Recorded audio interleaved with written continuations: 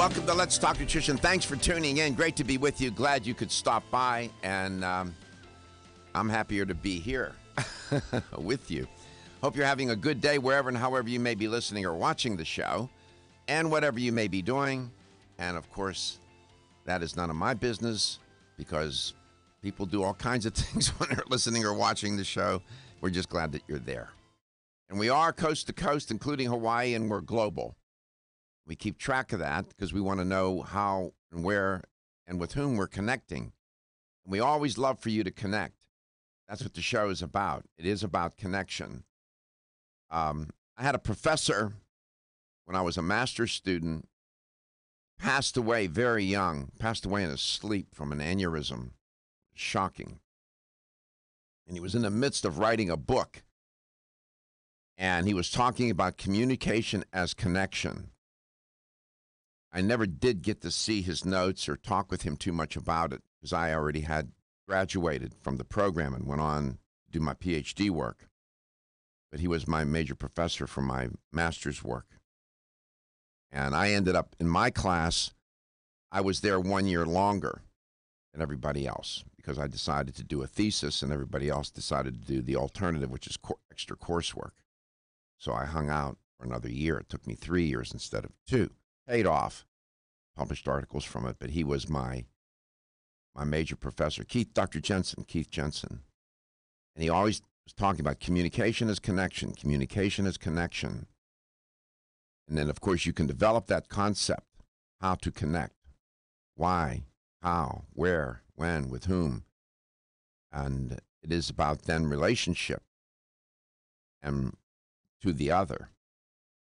And it is, you know, it's so strange how, and this is going to come up today. No matter what work I've done, whether as a trial and jury consultant, as a corporate consultant working with clients on Madison Avenue and other places, as a professor during this show, it's in retail, it always comes back to relationships. Every single time. That's not an accident. And, you know, perhaps maybe the trouble that we're in the many respects in our country is about the inability for government to connect, for example. And people feel disconnected, disenfranchised. That's going to come up today, too. And how, and don't think for one moment that scientists, business people, and others are not aware. And sometimes they're keenly aware it's about relationship, and they do things to distance themselves from it because what they're going to do or what they've done violates the relationship. And that happens in the food industry. It happens in the world of diet, nutrition, medicine. My guest today, Dr. Alan Logan, who is in studio. I spent the evening with him. He gave a wonderful seminar last evening, product seminar. And he's in studio today. And as you know, I often reference him even when he's not around. And we're going to get into this today and how the relationship with the consumer, whether it's for medical purposes or to go buy food, whatever, gets violated. For what? For money. It's always about the money. There's a joke. It's not about the money, but it's always about the money. And that's going to come up today in different ways. There are different threads to that theme. And it is about relationship. And your relationship with food, your relationship to nature, which is an essential ingredient, if you will, in Dr. Logan's and Dr. Prescott's book that I have referenced on the show and wrote a review for. The disconnection from nature, our relationship with nature, interestingly, is reflected in our disconnection from ourselves, too. And how, and Dr. Logan is far more articulate in explaining that than I. I mean, that he thought about it, wrote about it, dreamed about it, probably had a few moments of tension with Dr. Prescott about it, I'm sure, writing a book. Who knows? So he's keenly aware, and I'll leave that to him to explain. But it is about relationship, your relationship with food. And you heard Gary yesterday, and I've been working with him for 1 year to lose weight. He's lost 46 pounds. And he explained yesterday that he's finally got around to the idea that our relationship with food is really about everything, that it influences every aspect of your life. You know, for him, for example, this past weekend, to be able to go out and buy a pair of trousers off the rack that you and I take for granted, right, was prohibited for many years because of his relationship with food. His inability to put his banjo on his knee to play it because his stomach was too big, and now he can, was prohibited because of his relationship with food. And what's interesting, too, our relationship with food spills over into our relationships with one another. And in relationships where you have one partner who cares about what food is being consumed and the other one doesn't, logistically, that creates all kinds of problems. How do you negotiate that? Cook two different meals? What, you go to two different restaurants, you don't eat together, or a family? So this really has large and many tentacles. It spreads out.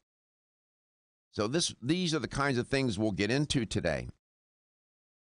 But literally, the criminality of what some of these companies are doing, criminal in a metaphorical sense, and maybe criminal in a legal sense too.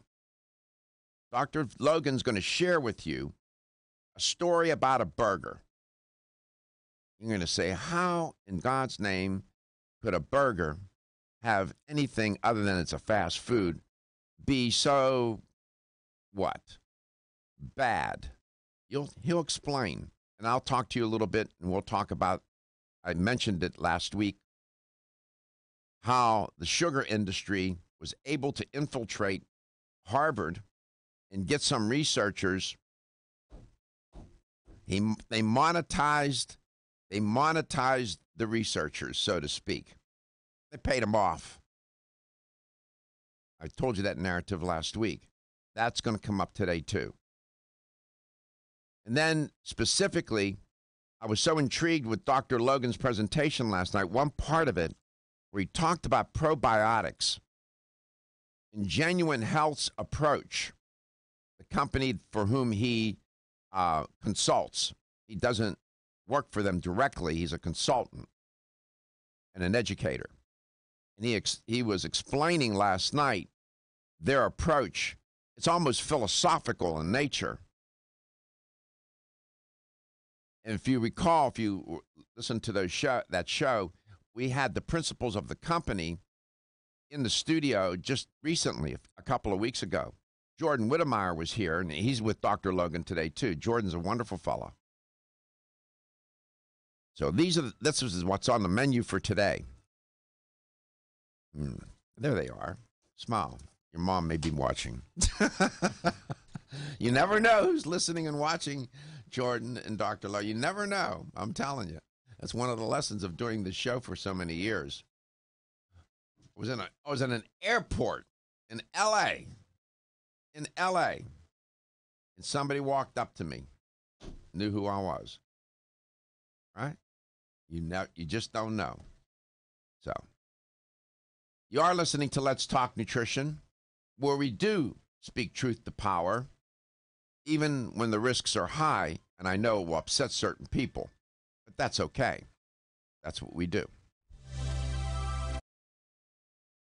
I'm Joy McCarthy, holistic nutritionist, and I expect more from my multivitamin. I've researched many vitamins, and what's truly different about Every Woman's One Daily from New Chapter is that it's fermented with probiotics and whole foods and gentle even on an empty stomach. Every Woman's One Daily helps you feel good every day.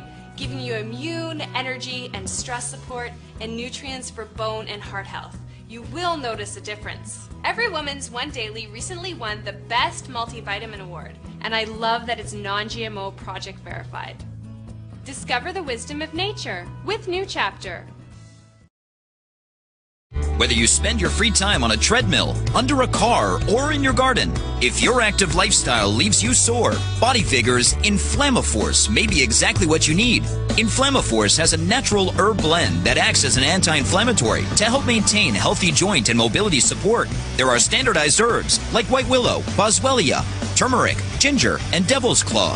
The vegetarian capsule promotes easy digestion and a fast-acting dissolve process. Inflammaforce includes a proprietary enzyme herbal blend full of antioxidants and flavonoids that target pain and inflammation throughout the body.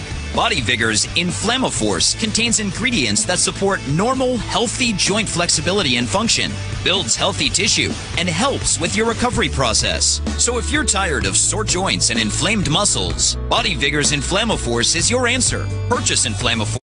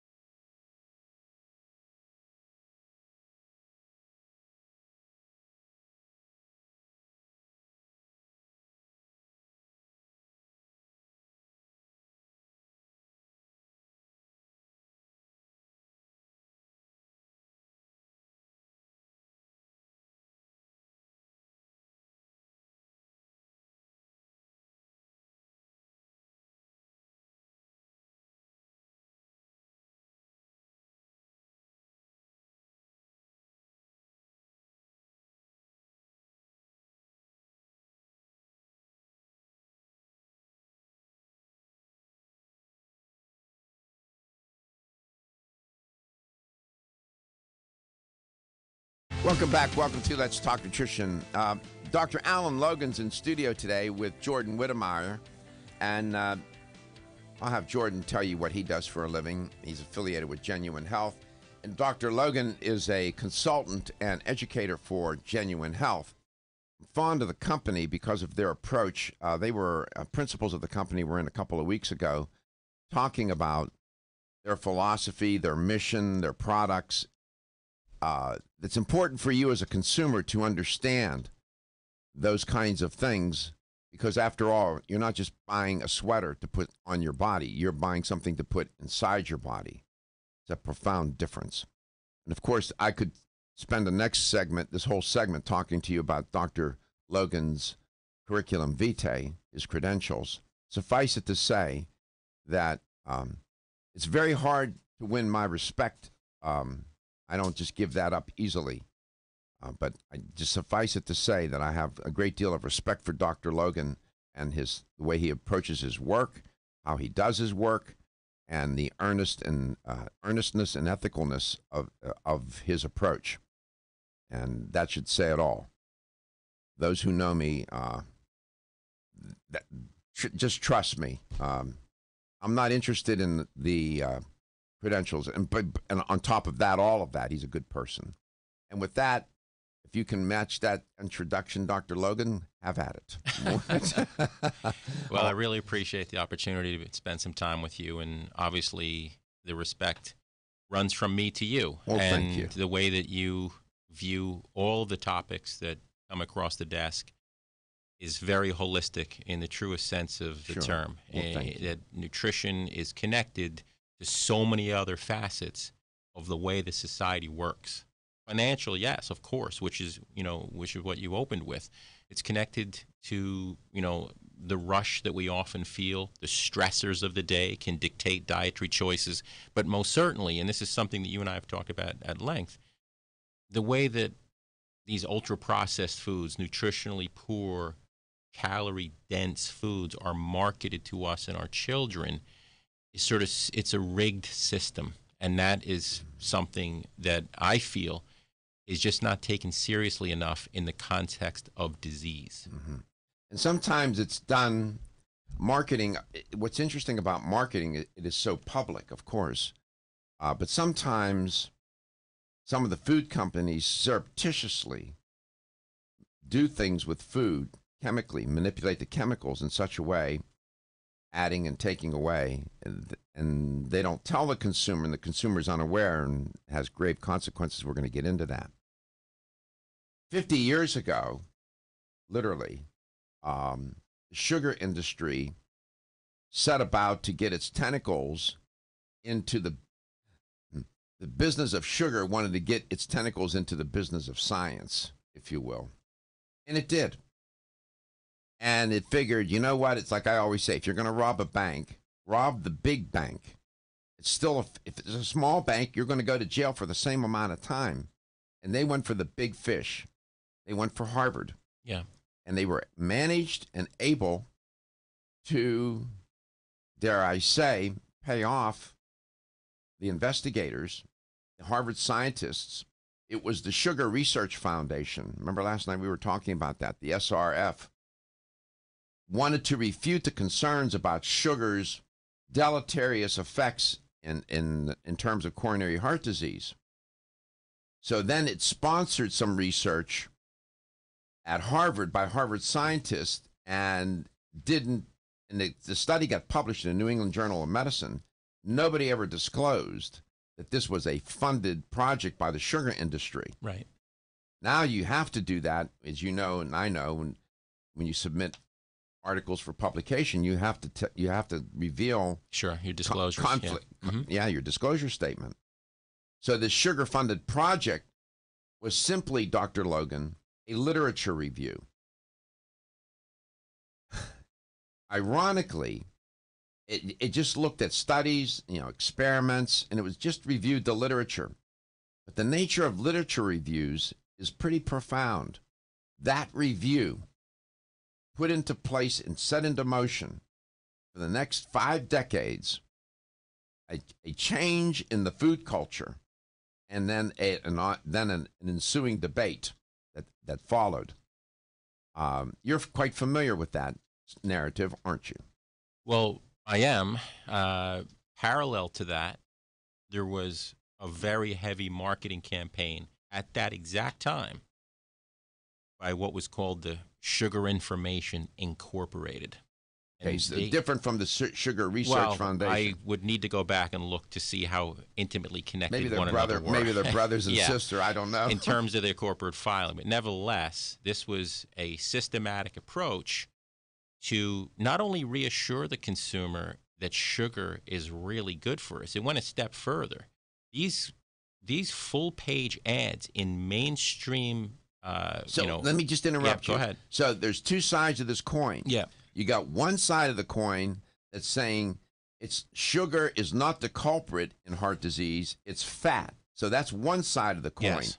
And then the industry had the other side of the coin where they're saying that sugar is actually good for you, and and better than that, because you can see these full-page ads. They're on Susan's Twitter page. Your Susan wife, Prescott's Dr. Twitter Prescott's. page. Yeah. She has them all located there. I know you're coming up on a break right now, so we can talk about that on the other side. But the folks should have a look at these, because they weren't just saying that sugar's good. They were saying it actually helps with weight loss. It's good for mood and mental outlook and so forth, and stress reduction.